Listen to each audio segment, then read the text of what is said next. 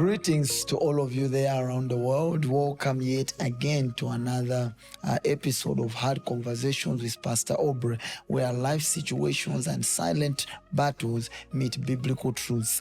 And this is your weekly podcast that tackles those hard questions that you have, those silent battles that you are going through, those questions that remain unanswered in your minds. You send them to us and we will give you biblical perspective on those topics that you have. Always make sure that you like, you comment, and if you haven't yet subscribed to this channel, what are you waiting for? Make sure you do it right away. Subscribe so that whenever we have got a new episode, it always alerts you. But also, if you share it with your friends, it will also bless them, just like it has been blessing you.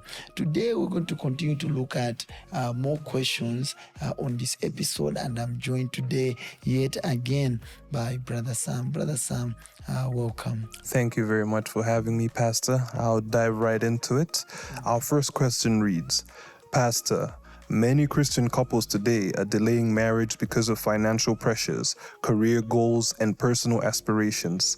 Some say it is wiser to wait until you're completely stable before marrying, while others say stability can be built together in marriage. From a biblical perspective, how should believers balance between preparation for marriage with the desire to get married without unnecessarily postponing it? Wow. Very nice question, and indeed it's a question that speaks to the challenge that many Christian young adults face in our day-to-day. Now, there are two sides to this. On one hand, there are many that and the number of such continues to increase. Many that believe that before you get married, make sure that you are financially stable. And what they define by financially stable is what now is, you can put it on a scale of 1 to 1 million, because different people think different things on what to be successful is. So some will say, I remember this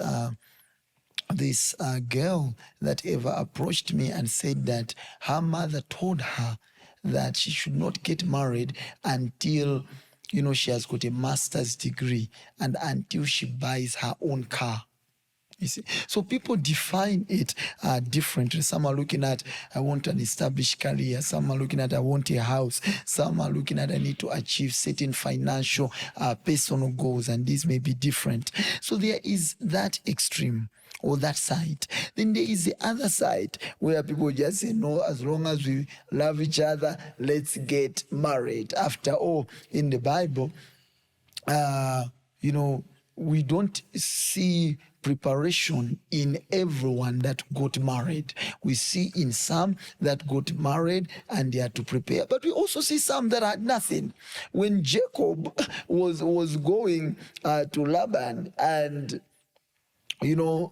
asked for the daughter in marriage, it's not that he had anything. He was, yes, working there, but it's not that he was even working to to make money to be established. He was actually working for the lady. So it meant that marriage did not mean that you should already have certain things, but rather that you should start together and you work hard towards a certain good financial standing at a certain point.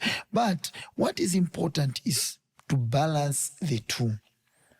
Number one, you will never be completely ready. And to say that you are postponing marriage because you want to be ready.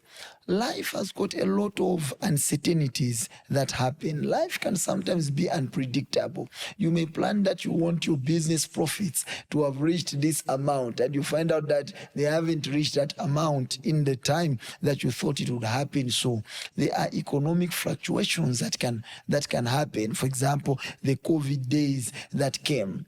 And there are many other things that can happen. So it is not only about, I want to get to a certain level of financial standing before I can marry. Yet at the same time, it's not just you don't have anything.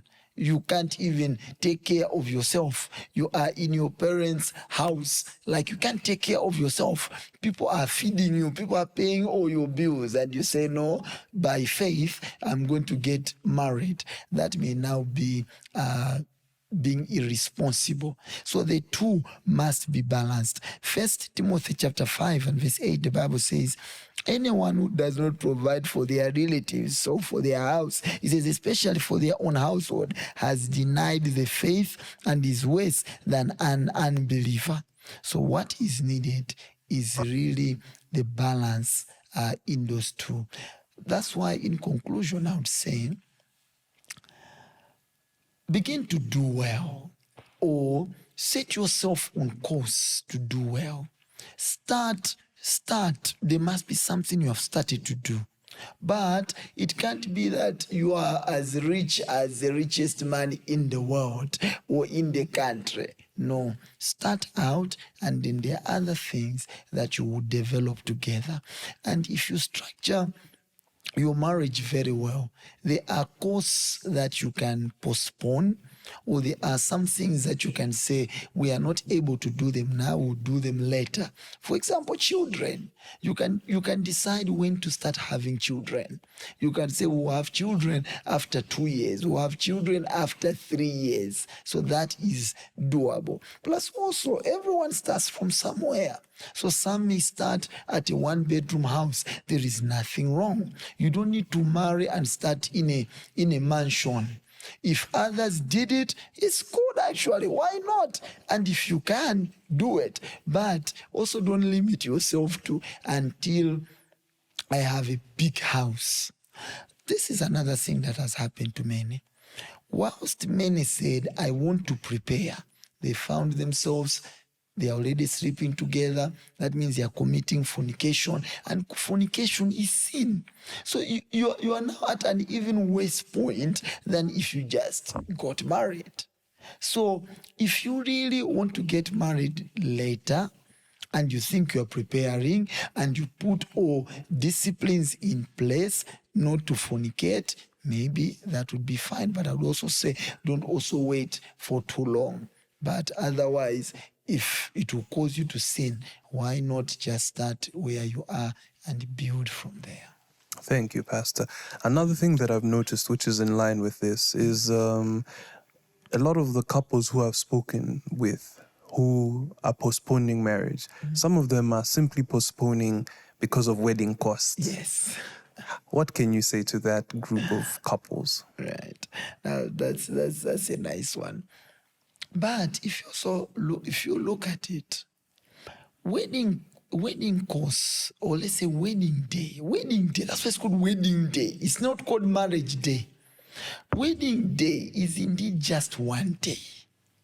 And there's a lot of peer pressure as to have the standard of a wedding that your friend had or someone had. I've got a certain person that I know. Actually, these two people, they got married in Malawi, Kwacha terms. They spent maybe about 10 million plus at that time, years ago. And 10 million plus at that time was a lot of money. I'm guessing over $20,000 in those days. Yes. Yeah.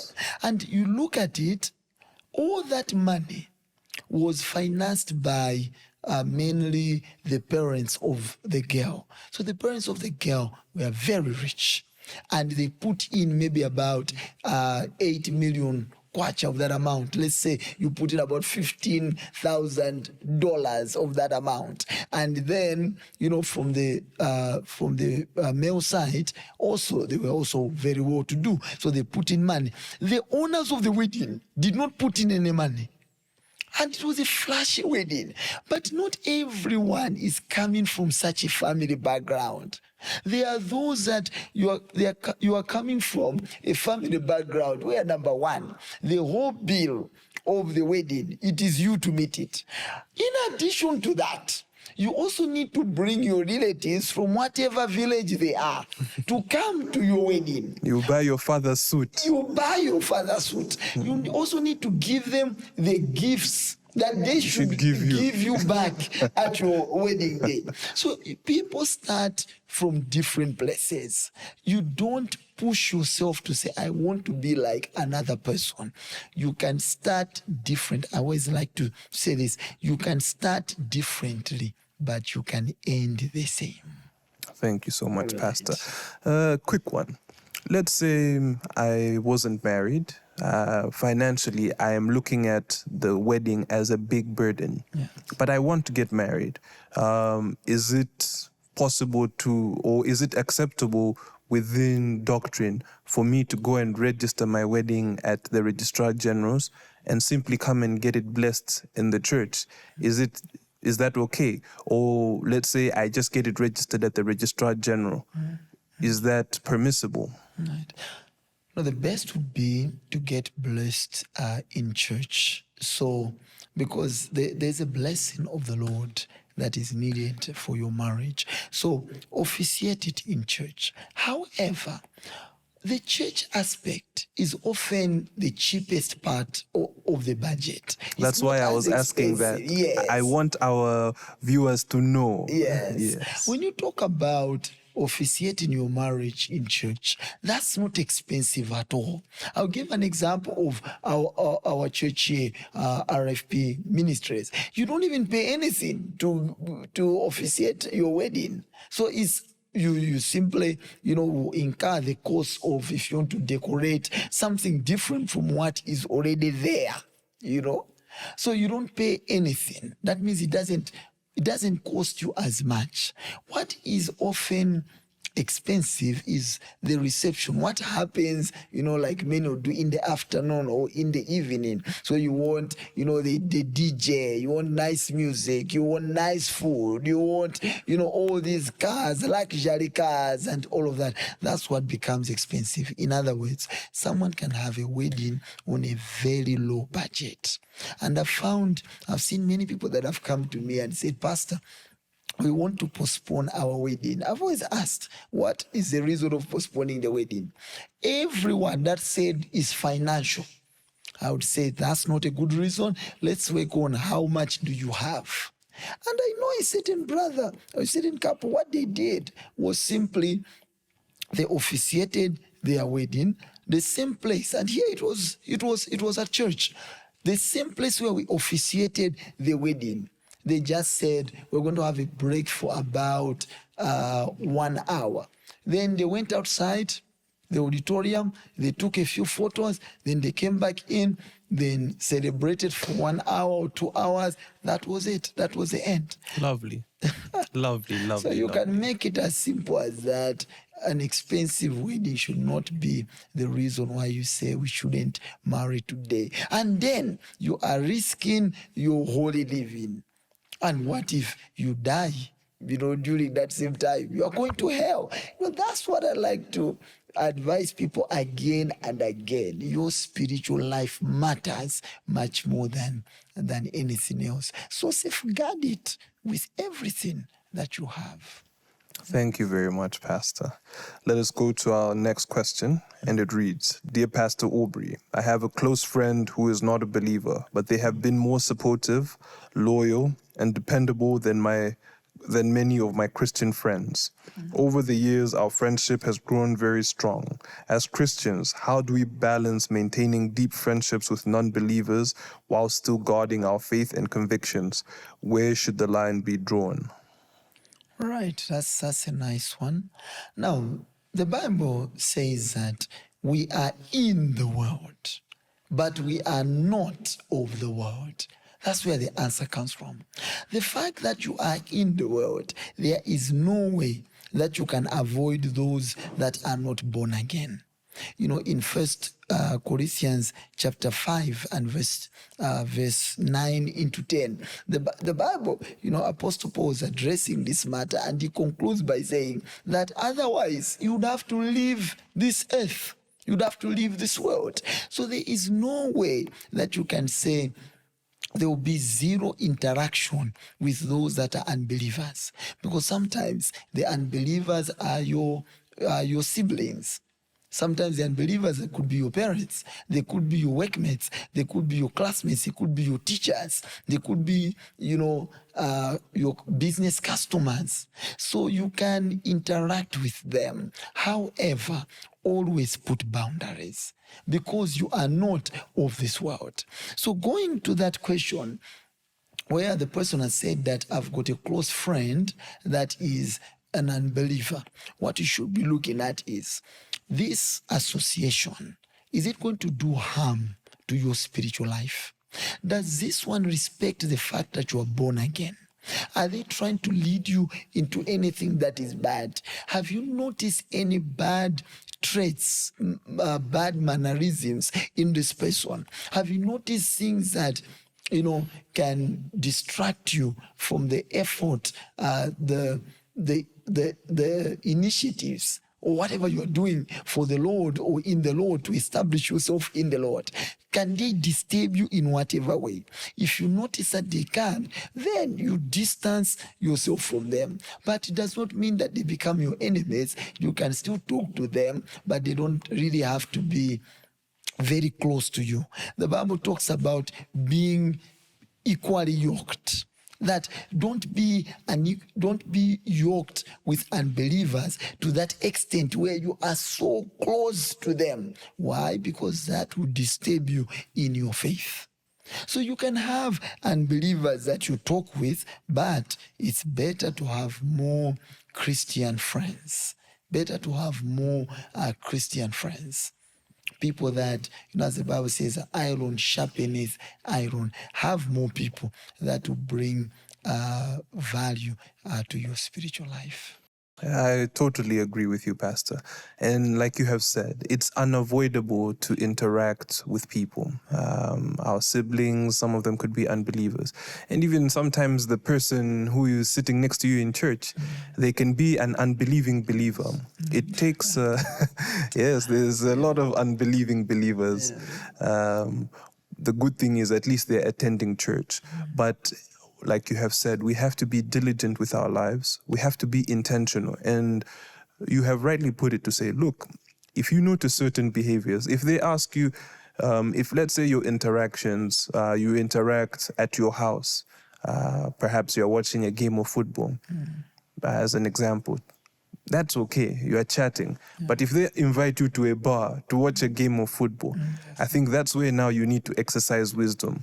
In both instances, we are looking at a game of football, but watching it at your house versus watching it at a bar, it opens up different windows. So wisdom comes into play, and guarding your heart and noticing, because this is the other thing that I've noticed. It's if you as a believer are because every friendship has its dynamics. There is a higher friend and a lower friend, the one who influences more and the one who is being influenced.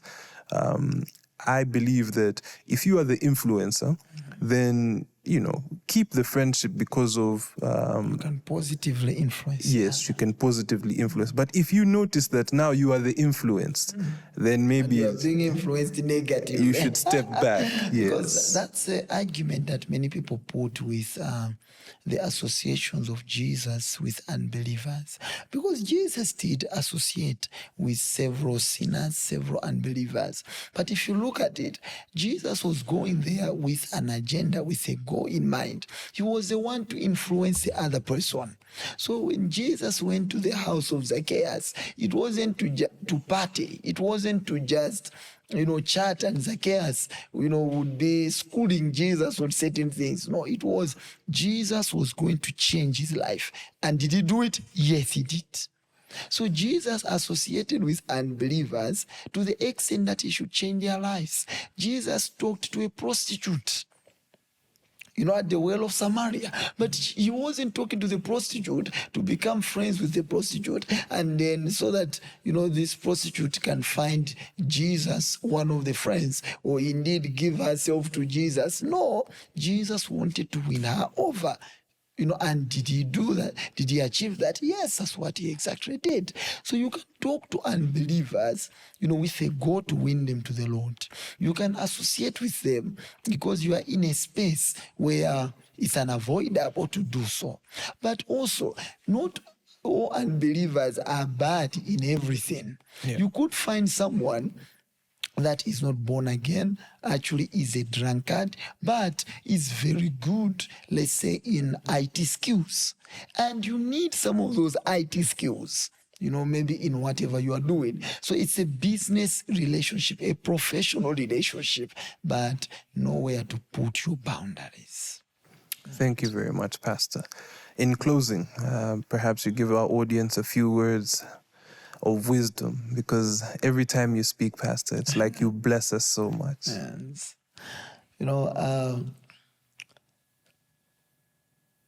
David said that in all you're getting, get wisdom.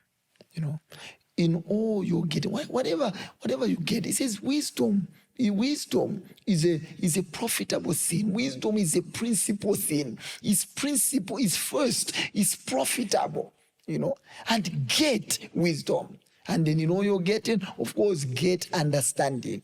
But it says wisdom is a principal thing. Wisdom is very important. There are things that you can get by wisdom that you cannot get by battles. There are things that you can use strength to get, but there are many things that your strength cannot get you those things. Solomon wrote to us that wisdom is better than strength.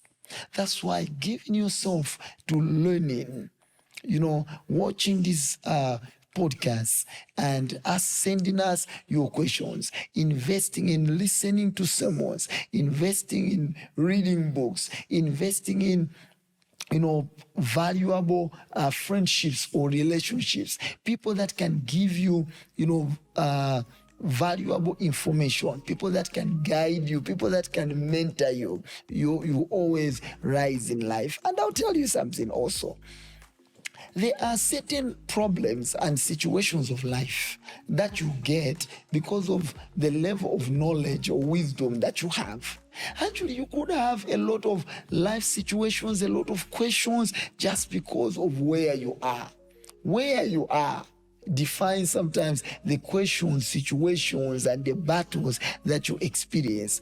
If you just went up higher, or you arose in your way of thinking, in your way of looking at things, you may find out those that you thought were questions maybe are not even valid questions.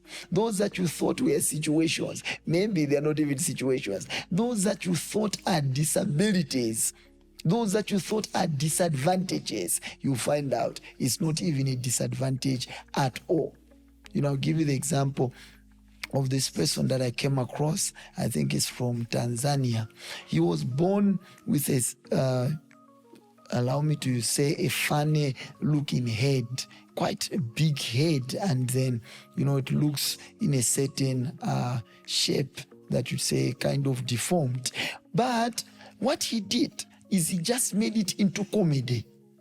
So he produces a lot of videos where people just look at his face and they laugh. So they just look at his face and they laugh, and he has got a big followership on social media. He makes money out of that funny looking face. So he doesn't even have to speak. His face just looks funny. So people laugh, people tease him. But as they do that, he's making money. So if you think from a certain point, if you think from the mountaintop, you may find out what you are calling problems are not problems at all. So get knowledge, get wisdom, get understanding. God bless you.